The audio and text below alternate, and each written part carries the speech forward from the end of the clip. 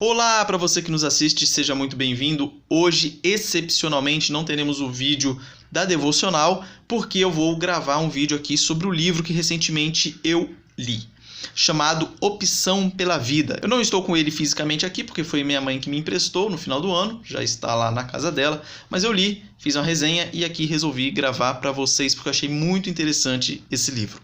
Ele trata de perdas, de sofrimento, ele tem dois objetivos principais, que é te ensinar a lidar com essa questão do sofrimento e também para as pessoas que estão ali dispostas a ajudar outras pessoas que também passam por esses problemas.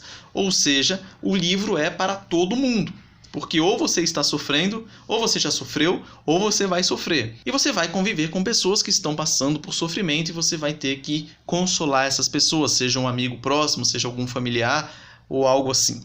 Então o livro, ele se chama, como eu disse, Opção pela Vida. A edição que eu li é de 1999. Ele foi escrito pelo pastor, mestre em divindade e doutor em ministério Marcos Roberto Inhalça. O livro possui 7 capítulos, ele tem uma leitura bem tranquila. Você vai gostar. O primeiro capítulo ele fala sobre caracterizando os seres humanos. Ele diz que o crescimento e a maturidade se dão pela maneira como nós trabalhamos as perdas que nós sofremos. Ele fala o paradigma de todas as decisões humanas é ou optamos pela vida e vivemos, ou escolhemos a morte e morremos. Cada decisão errada é como se comêssemos uma semente de morte que cresce e toma conta da nossa vida. E aí ele dá exemplos dessas sementes de morte, por exemplo, ódio, inveja, ressentimento, amargura, etc. Ele diz que essas sementes são aquelas que nós mesmos nos plantamos. E ele vai falar de sementes que outros plantam, que seriam agressão, ingratidão, palavra dura, traição e assim por diante. Todas as vezes que perdemos algo que nos é significativo ou somos ofendidos, magoados, feridos, uma semente de morte é atirada em nosso coração. Cabe a nós arrancá-la ou deixar que prospere, cresça e tome conta da nossa vida. O Ministério da Consolação busca levar vida aos que têm a morte dentro deles por causa de uma dor ou perda sofrida. Então esse é o panorama do livro. Ele apresenta dessa maneira, como sendo essas coisas que vão acontecendo aí que causam sofrimento como uma semente de morte, e por isso que o nome do livro se chama Opção pela Vida, porque é você arrancar essas sementes de morte dentro de você e ter uma vida aí digna de ser vivida, vamos assim dizer, grossamente. No capítulo 2 ele vai falar sobre caracterizando os fatos.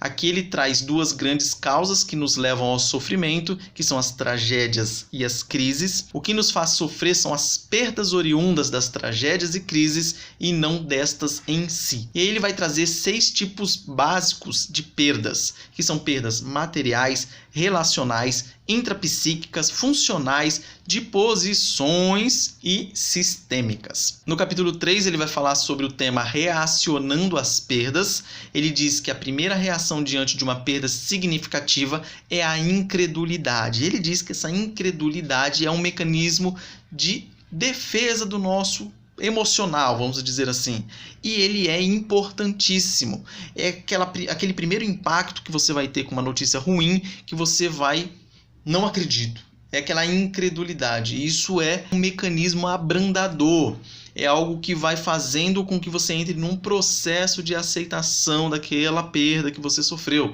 Então é importante você passar por isso. E aí ele alerta que quando você vê alguma pessoa sofrendo e você quer antecipar, quer acelerar isso, falando para a pessoa, não, você vai ficar boa logo, você recupera logo, alguma coisa assim, pode ser prejudicial para a pessoa. A pessoa tem que passar por esse período dessa incredulidade. Mas ele também alerta que passar muito tempo nessa incredulidade pode ser um sinal de algum distúrbio um pouco mais grave. Se passar de 24 horas, é melhor chamar um profissional, é isso que ele alerta no livro. No capítulo 4, ele vai tratar do trabalhando as perdas e algumas etapas que constituem este processo da opção pela vida. Ele vai falar sobre a tal da catarse, que nada mais é do que você vomitar aquele sentimento que você está sentindo. É você botar aquilo para fora, é você não represar. Você represar vai fazer mal para você. Resumidamente, é o desabafar. E ele fala de alguns exemplos que tem na Bíblia, como em Salmos e Lamentações.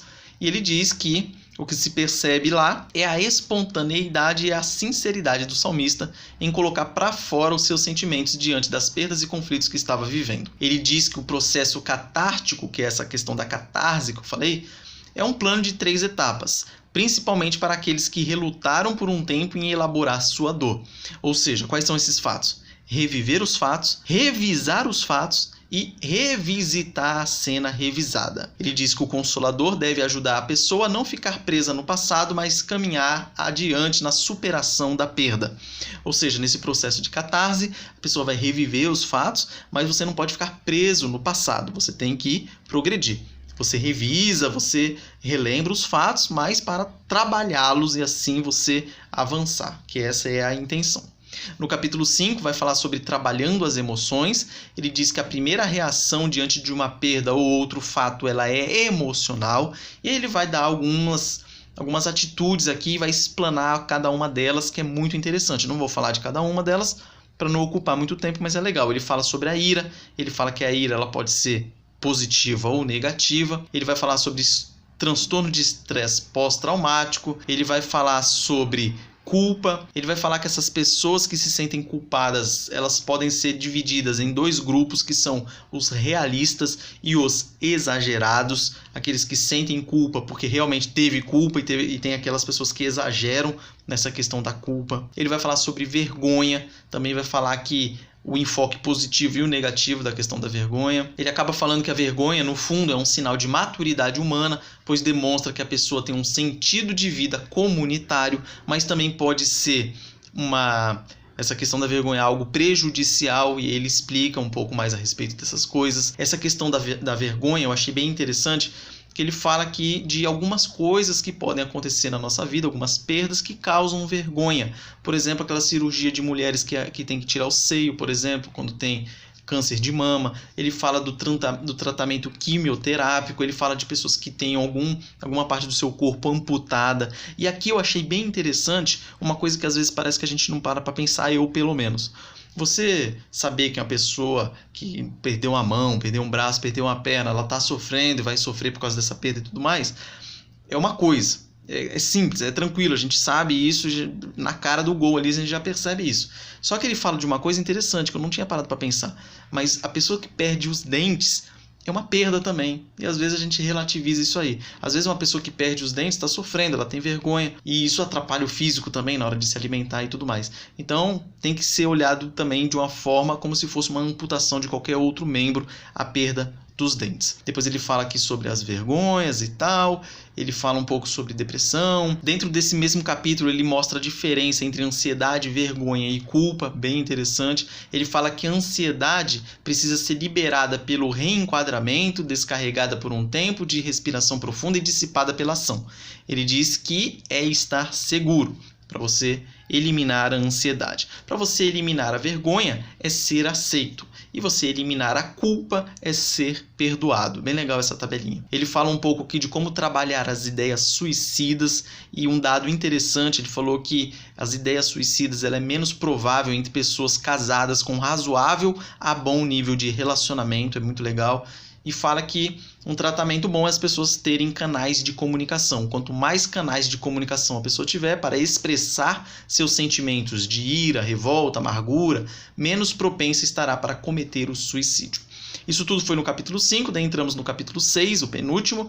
Ele vai falar sobre impedindo a elaboração da dor. Ele vai falar um pouco aqui sobre crise secundária. Aquela crise primária ele fala que é normal, é aquela sensação primeira, aquela reação primeira que você vai ter com a notícia, mas essas reações secundárias já não são mais consideradas normais. A crise secundária ou depressão reativa ocorre quando as reações iniciais diante de uma perda significativa não são elaboradas. Você não elabora quando era para ter elaborado aquela primeira perda. Ele diz que a perda deve ser sofrida, o luto deve ser sofrido, e a ausência de sentimentos é sinal de anormalidade emocional. Nessa parte ele vai falar sobre imaturidade, ele vai falar sobre canonização, essa parte é bem legal, que é aquela exaltação das qualidades de uma pessoa que morreu. Aqui ele fala de uma coisa muito interessante, que é a questão da separação dos pais, que também é considerado uma perda para os filhos, e a gente tem que ficar atento quanto a isso. Por isso que é a importância de nós lutarmos cada vez mais para que as famílias sejam saudáveis. Porque uma família desestruturada afeta todo mundo, afeta os cônjuges e afeta os filhos, e os pais, os primos, todo mundo, afeta todo mundo. No processo de consolação, a primeira coisa é que a pessoa enlutada decida elaborar a perda. Ele falou: se a pessoa não decidir que ela tem que elaborar a perda, aí não adianta. O Ministério de Consolação não vai ser frutífero. Ele fala a respeito de alianças de segredo, é um tema delicado, principalmente envolvendo casos de abuso sexual, quando a pessoa dificilmente vai falar o que ela sofreu ou o que está sofrendo. Ele dá algumas dicas de você perceber se tem alguma coisa ali ou não. É bem interessante essa questão. E ele termina esse capítulo falando que a pessoa que vai consolar, ela deve estar consciente e preparada para possíveis períodos de recrudescimento das emoções. O processo de luto é, na maioria das vezes, recorrente, com avanços e retrocessos. Então, quem vai consolar o outro tem que ser paciente, tem que ouvir ativamente, tem que prestar atenção no que a pessoa está falando e tem que ser empático, tem que se colocar no lugar da pessoa e ter paciência caso a pessoa volte e oscile nesse período aí que é totalmente normal. No capítulo 7, o último, ele fala sobre consolando quem sofreu perdas. Ele diz que a vida humana é o confronto diário com situações de morte. Aqui ele diz que nós devemos orar e pedir ao Espírito Santo para que ele console as pessoas, porém, nós devemos estar dispostos genuinamente para sermos instrumentos usados pelo Espírito Santo também para ministrar esta consolação. Não adianta só orar e deixar a pessoa lá, a gente também tem que se dispor a fazer a nossa parte. Ele diz que o consolador ele deve apoiar o processo de decisão da pessoa. Essa parte eu achei bem interessante também. Você não se antecipar dando ideias para a pessoa, você trabalha para que ela tenha uma ideia própria, e aí no caso você pode incentivá-la depois que ela apresentou essa ideia e tudo mais, principalmente com relação às perdas. A pessoa teve uma perda, por exemplo, de um emprego, e aí você, em vez de ficar, por que você não faz isso, por que você não faz aquilo? Espera a pessoa refletir, ela ter alguma ideia e você incentiva ela. Aqui ele vai dar alguns exemplos práticos também no final do capítulo 7 que eu achei bem interessante. Então ele fala sobre a consolação aos solitários e como fazer, aos descasados, aos que sofreram abuso sexual, e ele fala nesse caso que é muito difícil, como eu já tinha dito, tem a culpa, a pessoa se sente imunda, tem problema na vida sexual, enfim, são diversos problemas. Ele fala sobre os desempregados, porque aí há perdas múltiplas, então a pessoa perde emprego, perde salário, relações de amizade, autoestima, etc. Tem um cuidado todo especial. Ele fala sobre o cuidado, o consolo a ser feito aos filhos de pais separados, que a pessoa pode sofrer por causa de falta de carinho. Outras perdas, nesse caso, serão de segurança, de estabilidade financeira, de referencial de pai e mãe, etc. Depois ele fala sobre os enfermos. Aqui eu achei bem interessante também, porque ele fala sobre alguns fatos agravantes quando a pessoa tem alguma enfermidade. E aqui a gente relaciona mais a uma enfermidade mórbida, algo que vai durar por muito tempo, porque uma enfermidade comum rapidinho se cura, né? Mas agora essas pessoas que vivem com enfermidades é complicado. Ele fala que alguns fatos agravantes, que são os custos dos remédios, dos médicos. Ele fala que hoje em dia, por causa da entrada das mulheres no mercado de trabalho, você não tem mais uma mãe ou uma esposa para poder cuidar dos enfermos como tinha antigamente. Aí você vai ter que delegar essa função para alguém e geralmente essa pessoa vai cobrar, vai ser caro, às vezes a família não tem dinheiro e é aquele rolo todo. E aí ele diz o seguinte, que assim, mais que antes, o enfermo se sente um incômodo, um estorvo, porque ele sabe que está causando problema ali para a pessoa. Então se a esposa tem que cuidar e ela também tem que trabalhar fora,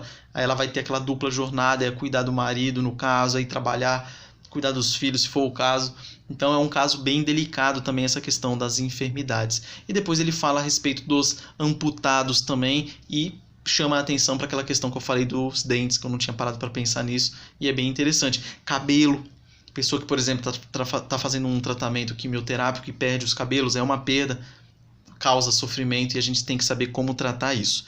E aí no final ele conclui, ele diz que o elemento perda como conceito-chave para entender o processo do Ministério da Consolação é por demais rico e abrangente. A aplicação de algumas técnicas bastante simples pode resultar em grande conforto e consolo para os que estão sofrendo. Ele diz aqui que nem todos serão consoladores, ele fala que tem algumas características especiais que devem ser observadas conforme a distribuição dos dons pelo Espírito Santo, mas acaba que o Espírito Santo pode utilizar quem ele quiser para consolar quem ele quiser. E ele encerra falando que esse Ministério da Consolação é um trabalho árduo, porém é um trabalho recompensador, porque é o ministério da ressurreição de vidas abatidas pelas sementes de morte que se implantaram em função das perdas sofridas. Então, muito bom o livro, muito interessante, te dá uma ampliada na visão, uma coisa bem legal, e é algo que a gente precisa estar preparado, ainda mais nesse período que nós estamos vivendo, perdas demais.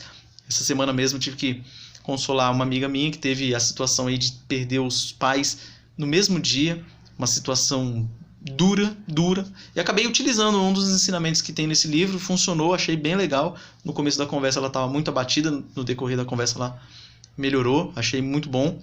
Claro, né, não podemos ignorar que o Espírito Santo atua, o Espírito Santo ele é o consolador, mas as dicas que ele dá aqui são muito boas, baseadas na Bíblia, não tem nada que foge aí do conceito bíblico nem nada. Muito bom, muito legal, aconselho. Vou ver se eu acho, porque é um livro não tão fácil assim de achar, mas se eu achar, vou colocar o link aí na descrição, caso você queira, adquira-o. Beleza? Um forte abraço e até amanhã, se Deus quiser.